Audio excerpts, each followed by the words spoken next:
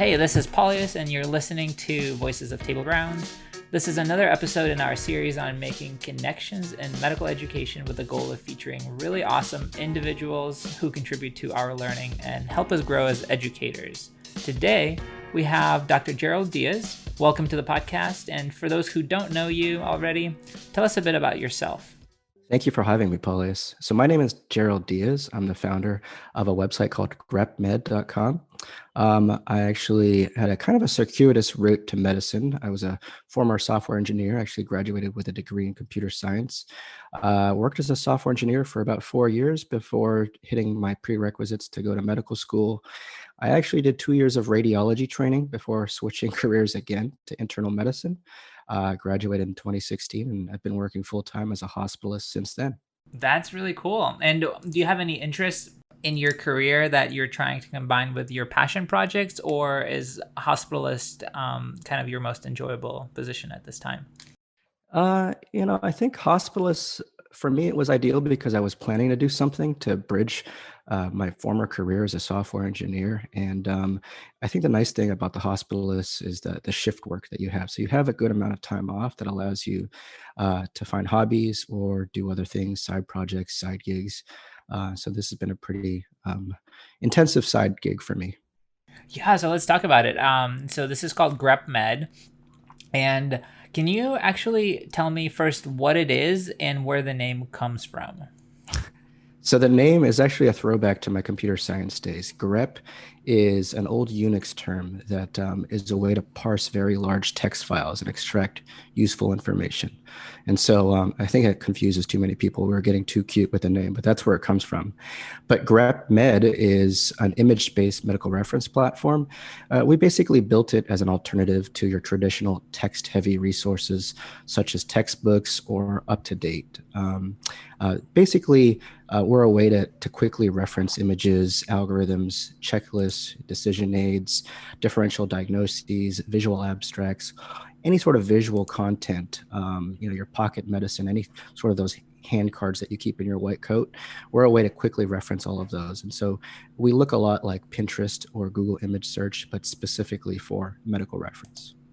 Absolutely. I actually was really impressed when I came across it because I have not heard of it as a student. And I honestly turn to GrepMed more frequently than to Google, especially if I'm trying to look up something visual that's an algorithm or some sort of a table, because Google Images just takes more clicks to get to the right thing. And if I start out with GrepMed, it usually gets me to a really nice summary table and then person who posted it, and I can go in and kind of follow the crumb trail and find either the author and I think a lot of your links actually go back to Twitter, which is a whole other community of educators, which is really neat, and we'll get to talk about that towards the end of our conversation. Oh, thank you. That's really rewarding to hear. Actually, most of our traffic comes straight from Google. So I tell people all the time to try using Google Images. I think the problem with Google Images is so much of it is patient-oriented information or stuff that's hidden behind paywalls. And so if you search for a lot of things on Google Images, you'll find that we're in the top search results. And so I encourage people to click through to us. It helps with our ranking on Google and helps just bring more traffic to our website and helps build domain authority for us. Oh, that's actually really interesting. So, for example, I've encountered this one whenever I would just type in like anemia in Google, I would get a bunch of pictures of blood being drawn, something stock photo related, and then I would have to click through to get to the algorithm of how to work up anemia. So, should we just type in anemia GrepMed, for example, to get to you in Google search, or do you suggest anything else? Yeah, that works. I mean, I think that would actually specifically make your results from our website, and that would certainly narrow it down to our website. But I tell people just to use Google Images. If you search for something like Lasix conversion, we're like the top 5 out of the top 10 research results. Really boring stuff like pharmacology reference tables, differentials. You'll find that we're the top search result for a lot of those. And so that's probably the way that I get to our website most often is I click through from Google Images. That's great. Okay, so what inspired you to create this amazing resource? As a former software engineer, I really was trying to think of something that I could do to reach people at scale. I love teaching But at the bedside, you have your few medical students, a few residents that you work with. Yeah, that's part of why I went into medicine, was to be able to reach a few people at a time. But I also found myself itching more and more to be able to build something at scale. So something like this podcast, or the other great podcasts and other great medical reference websites that are already out there, just being able to reach a large audience. And it's been really crazy and fulfilling to see our traffic grow. And we can all have up to date here, but there are places in Africa, South America, for example, where they can't afford that expensive subscription website. And seeing people from over 200 countries use our website every day, it's pretty exciting. Wow, how much traffic do you get?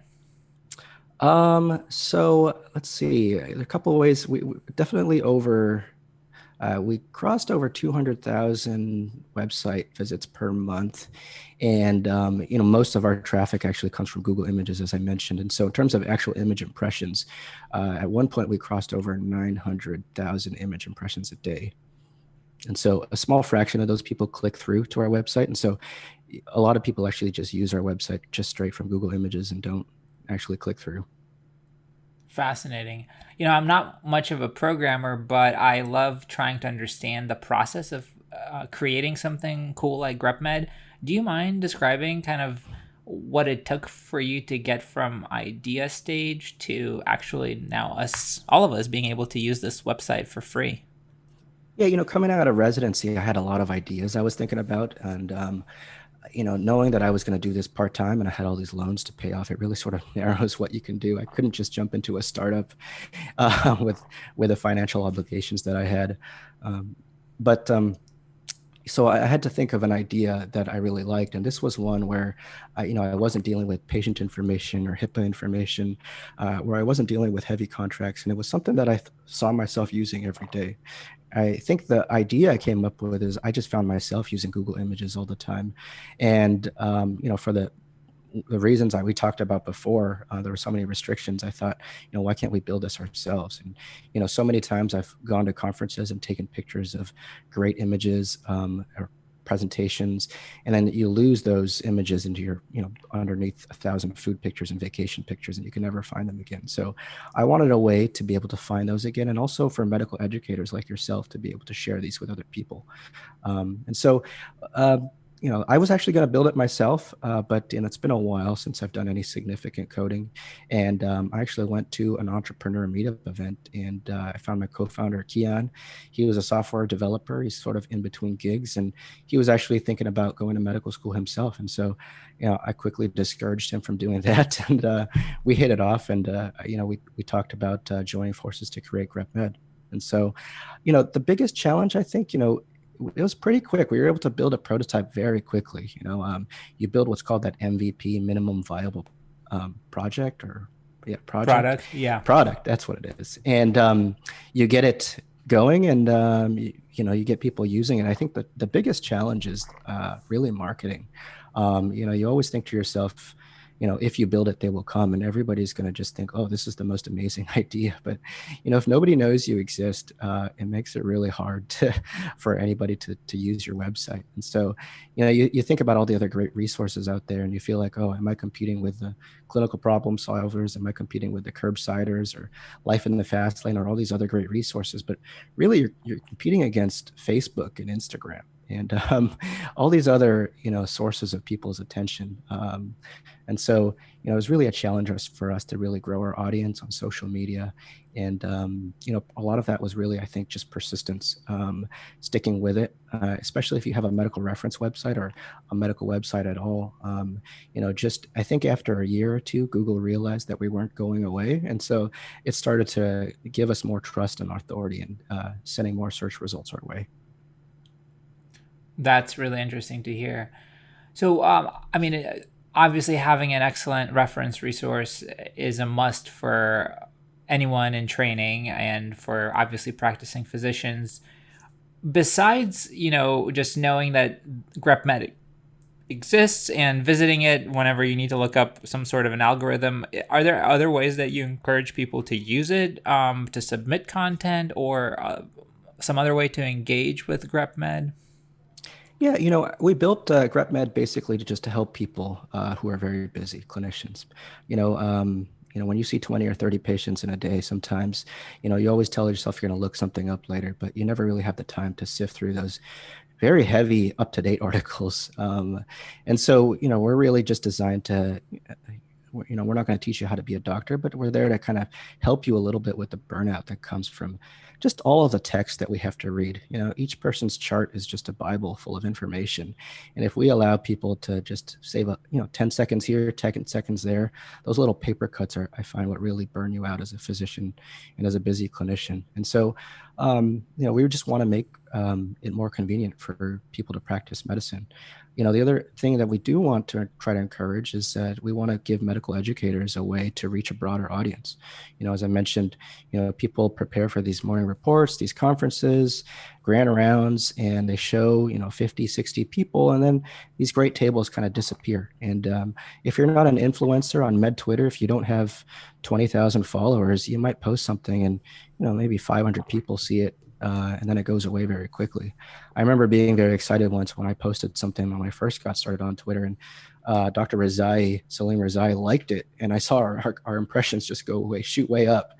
And for me, that was exhilarating. And so, not everybody's on Twitter, but having Google index our website really exposes your work to the broader audience of clinicians that use Google all the time, and really gives you a way to create evergreen content and share it with others. This is great. What tips do you have for others who want to create a passion project of their own? Something like what you've done with GrepMed. I think the number one tip to get started is to really just do that. Start now. There's a great book called The War of Art by Stephen Pressfield, and he really talks about treating your passion as a job. If you want to be a writer, if you want to be a creator, you have to sit down and put in the work and start writing one word, one page at a time. Because if you just kind of keep daydreaming, you'll be one of those people that just talks about how you had that great idea, 5 years ago, and if you'd have executed on it, you would have had Facebook. And so, really, there's no better time to start. The best time to plant a tree, as they say, was 20 years ago, and second best time is today. um, you know I think a lot of people, especially when you're in residency or you're just starting out, if you're in academia, you feel like you're pushed into trying to publish. And I would encourage people to really try to do something where you can have a bigger, more broad audience. Something like a podcast or a website where you can really reach people at a much larger scale that might not necessarily fill out your CV. To build something like RepMed, although I am a technical co-founder, I haven't done any of the coding. And so, you can find, a way to sell your idea to other people, and find a technical co-founder. They also have no code solutions that will allow you to build, apps and websites on your own.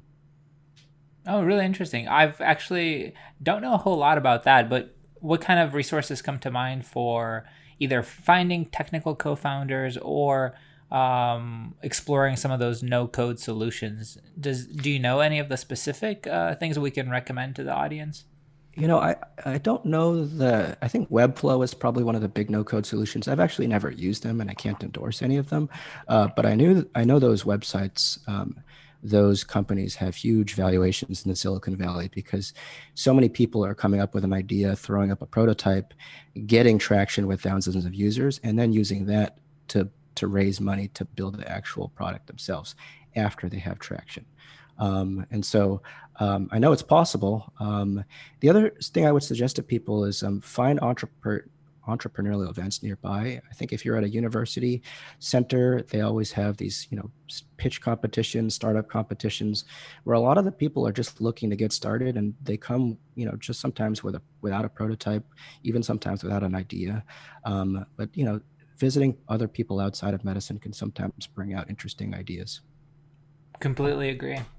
So let's talk a bit about learning medicine. And I would love to hear about how your approach to learning has evolved when you transitioned from being a medical student to a resident and to an attending. And I know you've had somewhat of a windy path with medicine, but how has your approach to learning evolved? So it's changed a lot, actually. I would say I do most of my learning now on Med Twitter, and so just finding tutorials and just interesting content that people post. A lot of it is linked to GrepMed because I'm looking for great content to share on our website, and so I find myself farming a lot of that content from Twitter, and so that's probably unique to my situation.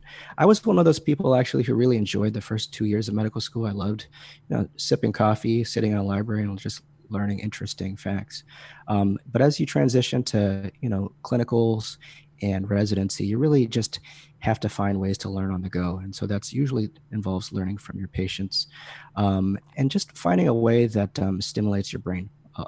In a different way, you're never going to have time to sit through and read textbooks anymore. So, finding whatever method of learning works for you. For me, that's Twitter and podcasts. For other people, it's whatever sparks joy for you. That's really cool. What's the most memorable advice you've received as a learner, whether when you were, a younger student, or even if sounds like you consider yourself a lifelong learner, that maybe someone has given you really great suggestion in recent past? I was actually giving this advice to a medical student really recently, but there's a great book called Drive by Daniel Pink, and he talks about the way to satisfaction at work is three things. It's autonomy, mastery, and purpose. And in medicine, we've got purpose up the yin yang, I guess. And depending on your level of training, you've got different levels of autonomy. But the one thing that you really have under your control is mastery. And I think if I could do things over again, I think maybe I took too much pride in trying to be cool and not being the gunner that studies really hard. But the advice I gave to that medical student was that if you actually put in the work and you try to develop yourself and develop some mastery and go that extra mile to be good at your craft, that just makes what you do a lot more rewarding and a lot more memorable. And you'll find yourself a lot more happy at work as well. Brilliant. That's awesome. So let's look ahead at medical education more broadly. And as you've alluded, there are communities like Med Twitter that have really changed the way we exchange medical knowledge today. Can you think of any other learning resources that we did not talk about that you wish you had in your training and are maybe available today, but not everybody knows of them? Besides GrepMed, I don't know a lot of new things. I would say that the community, the free open access medical education community, has just grown so much from when I first started. When I first started leveraging podcasts and Med Twitter, there was really just emergency medicine resources, things like MCRIT, Life in the Fast Lane, MRAP, and now between the family medicine, internal medicine, and all these other communities that are kind of joining in, there's just so many other resources. There's so much more breadth and depth of resources and podcasts. There's the clinical problem solvers, cardio nerds, curious clinicians. There's almost too much that it fills up your podcast with, and you really have to be selective about how much time you have in the day and to listen to things when you're doing laundry or working out. I'm with you. I feel that's a constant internal challenge for me, because you totally cannot listen to everything. So I know you have not played table rounds in in-person setting, but I've told you a bit about what it is and how the game works. And so, what are your thoughts, and initial impressions of taking the game-based learning approach to learning medicine or even teaching medicine? I love it. I still have to order my copy, but any way that you can kind of gamify learning and make learning a lot more exciting, I'm all for it. I was always amazed that sometimes during residency, you're tired, but you might sit through an entire morning report and you leave and you're not sure what you learned. And so I always found that I learned a lot more from those gamification, things like Jeopardy and other opportunities like your game, Table Rounds, to really just interact with your peers who you're a lot more relaxed around, and just find things that are a lot more spontaneous to just kind of trigger those specific parts of your brain that just make things more fun and memorable. Well, this has been really awesome hearing you share the story of GrepMed, and also just get a bit of a better understanding where you come from as an educator, as an innovator, and a creator of really cool website and resource for our community. So thank you for your time. Do you have anything else that you would like to recap or emphasize? I think you've done a good job already, but this is kind of an opportunity to just sum up anything that you wish listeners to take away. No, thank you for the opportunity for letting us talk about GrepMed. You can find me on Twitter, GrepMedEd, or Instagram, GrepMed. The other thing I would like to say about what we have is, in addition to algorithms and checklists, we're trying to build up our point-of-care ultrasound library and also a physical exam library. So it's something that if you're a resident and you kind of want to show people the different findings on a neck exam or skin exam, a lot of the stuff that's really hard to find at the bedside, you can show them examples of what you should see using our website at the bedside. Great. I will definitely send folks your way. And I too encourage everybody to go to GrepMed and start exploring. And also want to remind for everybody to check out our website, playtablerounds.com, to get your own copy of the game so that you can infuse a little bit of playfulness and human connection with your medical students, your residents, and your colleagues. And stay tuned for the next episode. Thank you, Paulius.